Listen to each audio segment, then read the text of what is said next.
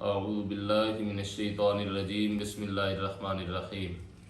احباب سامعین و ناظرین، آج ہم آپ کے سامنے نماز کی برکات کا ذکر کریں گے۔ نماز پڑھنے سے کون سی برکات حاصل ہوتی ہیں؟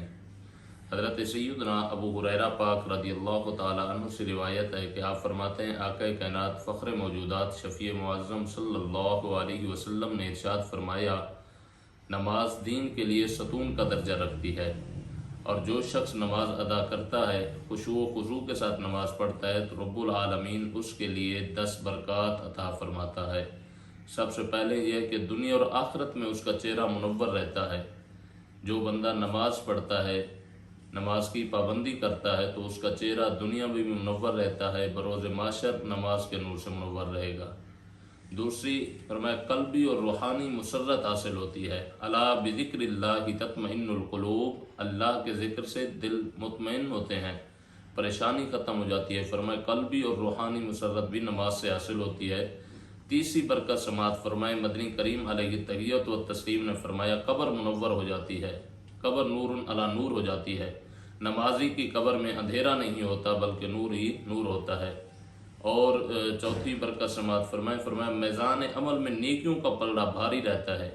یعنی جو نمازی ہوتا ہے، نماز پڑھتا ہے، نماز کی برکت سے اس کی نیکیوں کا پلڑا بھاری رہتا ہے، جسم امراض سے محفوظ رہتا ہے۔ بندہ جب نماز پڑھتا ہے تو امراض سے محفوظ رہتا ہے۔ خشوع و خضوع کے ساتھ جو بندہ نماز پڑھے، اللہ تبارک و تعالیٰ اس پہ خصوصی فضل و کرم فرماتا ہے۔ فرمایا، دل میں سوز و گداز پیدا ہوتا ہے، دل میں سوز و گداز پیدا ہوتا ہے، دل میں تقوی اور خشیت الہی پیدا ہوتی ہے، دل میں خوف خدا پیدا ہوتا ہے، آنکھوں میں شرم و حیا پیدا ہوتا ہے۔ جو بندہ نماز ادا کرتا ہے خشوع و خضوع کے ساتھ، تو دل میں خوف خدا پیدا ہوتا ہے۔ اللہ رب العالمین ہمیں نماز پڑھنے کی توفیق عطا فرمائے۔ پھر فرمایا کہ بہشت میں حور و قصور ملتے ہیں، بہشت میں حور و قصور ملتے ہیں جو بندہ نماز پڑھتا ہے۔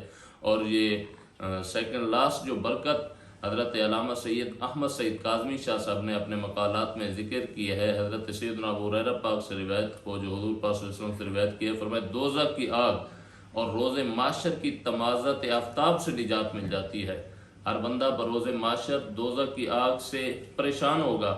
فرمایا، جو نمازی ہوگا، نماز پڑھنے والا ہوگا، اللہ تبارک و تعالیٰ اس پہ خصوصی فضل و کرم فرمائے گا، وہ دوزخ کی آگ اور روز معاشر کی تمازت آفتاب سے محفوظ رہے گا۔ یعنی جب سورج سوا نیزے کے اوپر ہوگا، اللہ تبارک و تعالیٰ کے فضل و کرم سے نمازی پھر بھی خشوع و خضوع میں ہوگا، اللہ رب العالمین کے فضل و کرم میں ہوگا۔ فرمایا، خداوند قدوس کی خوشنودی حاصل ہوتی ہے جو بندہ نماز پڑھتا ہے۔ پھر فرمایا، جنت میں خدا کے دیدار کی سعادت حاصل ہوتی ہے۔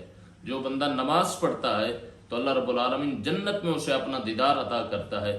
تو بھئی یہ سوچئے تو صحیح، اللہ رب العالمین نے کتنا ہم پہ فضل فرمایا ہے، کتنا ہم پہ کرم فرمایا ہے۔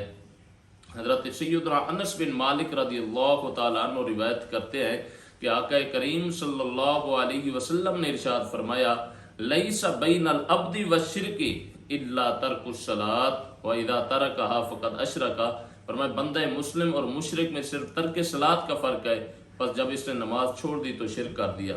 پھر اسی طرح مسلم شریف کی ایک اور روایت ہے، فرمایا، بین العبد و بین الکفر ترک الصلاۃ، بندہ مسلم اور کافر کے درمیان نماز چھوڑ دینے کا جو فرق ہے، یہی فرق ہے کہ مسلمان نماز پڑھتا ہے، کافر نماز نہیں پڑھتا۔ تو بھائیو، خشوع و خضوع کے ساتھ نماز پڑھا کریں۔